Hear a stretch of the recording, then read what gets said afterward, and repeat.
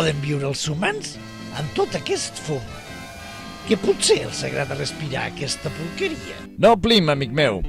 És una altra de les contradiccions de l'espècie humana. Quanta més gent viu en un mateix lloc, més s'embruten l'aire que respiren. Aquests cotxes deixen anar grans quantitats de contaminants a l'atmosfera. Suma-li això al fum de les fàbriques. De vegades sembla que no en tinguin mai prou.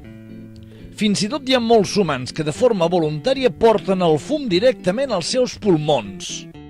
Què dius que fan? Fumar. Es posen un cigarret a la boca i apa, se'n passen el fum com si fos l'aire de les muntanyes. No m'ho puc creure. I s'anomenen a ells mateixos una espècie intel·ligent. Que és que no saben el mal que fa el fum. Prou que ho saben. Crec que no val la pena insistir-hi.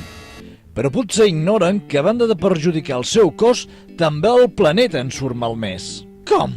El consum de tabac provoca l'emissió de 225.000 tones de diòxid de carboni. Aquest és el gas que provoca l'efecte hivernacle. Exacte. Però a més, el conreu del tabac als països pobres augmenta greument la deforestació de la terra, la desaparició de selves tropicals i això, com saps, també és dolent per a l'efecte hivernacle i l'augment de la temperatura de la nostra terra. Si saps que és dolent, per què fumes contínuament? No té ni cap ni peus, no sé com ho veus. Respecta't a tu, als altres i també al planeta.